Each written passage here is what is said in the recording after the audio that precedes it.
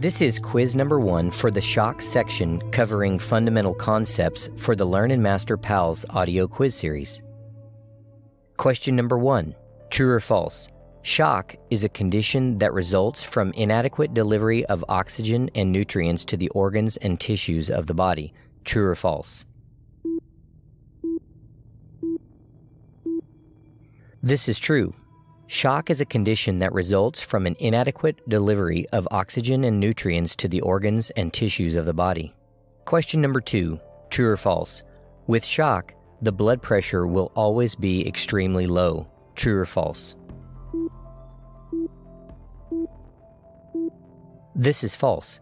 In children, shock can occur with a normal, increased, or decreased systolic blood pressure. Question number 3.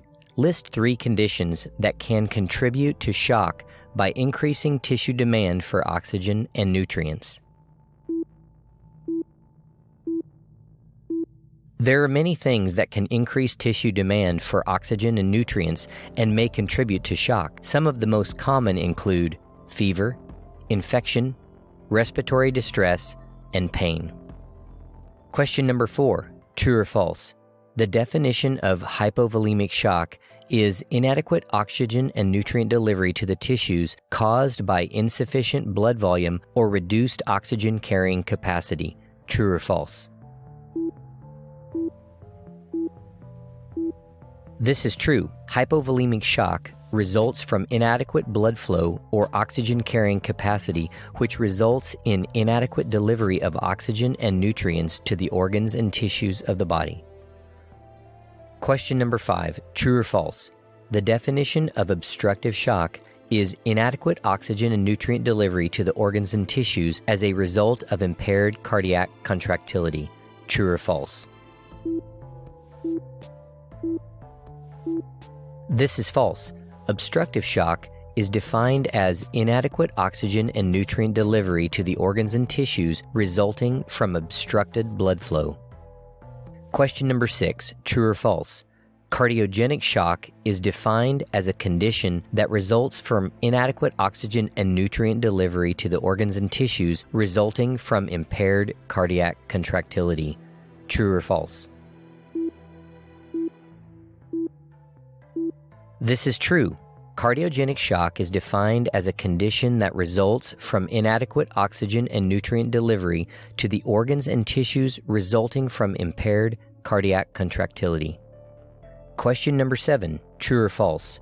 Distributive shock is a result of inadequate blood volume or oxygen carrying capacity. This is false. Distributive shock is defined as a condition that results from inadequate oxygen or nutrient delivery to the organs and tissues resulting from inappropriate distribution of blood volume and blood flow. Question number 8. What percent of the total blood volume is in the veins at any given time?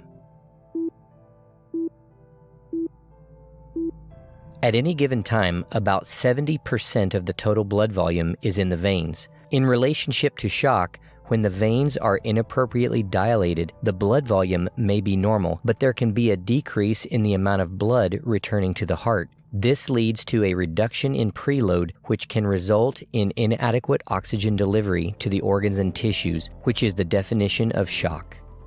Question number 9. List the 3 components involved in the tissue oxygen delivery process.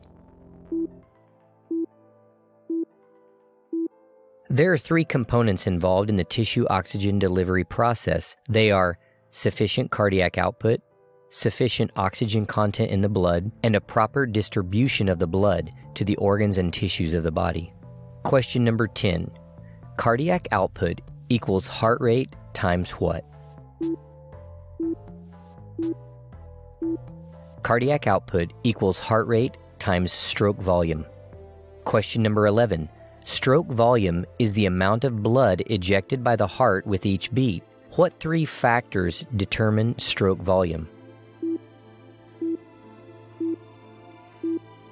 Preload, afterload, and contractility are the 3 factors that determine stroke volume. Question number 12. True or false? Preload is defined as the resistance against which the left ventricle must eject blood from the heart. This is false. Preload is defined as the volume of blood present in the ventricle before contraction. Question number 13. Define the term afterload. Afterload is defined as the resistance against which the ventricle must eject blood from the heart.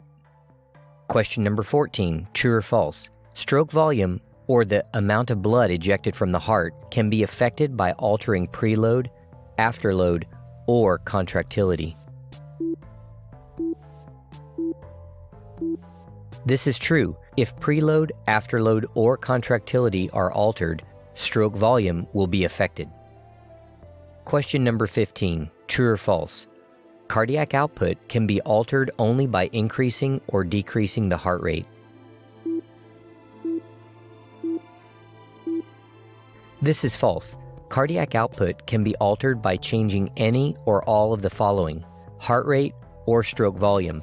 Remember, cardiac output equals heart rate times stroke volume. And also remember, stroke volume includes preload, afterload, and contractility.